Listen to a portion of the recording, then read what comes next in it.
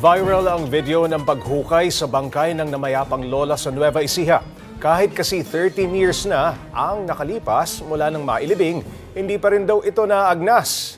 Tanong naman ng netizens, may kababalaghan nga ba sa likod nito?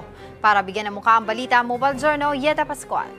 Anong mararamdaman nyo kung ang bangkay ng mahal nyo sa buhay na matagal ng patay ay madiskubre nyong hindi pa pala naaagnas?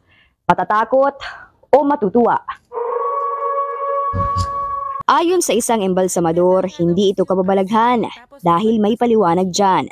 Ang pinakaunang pwedeng isipin dyan, maganda yung naging pagkabalsa mo o yung pagka-preserve dun sa mismong ulo ng patay. Kapag ka sa leeg po kinuhanan ng artery, yung patay, ibig sabihin, nare-rekta po na pumasok yung formalin. Wala nang ibang dinadaan ng arte ng katawan.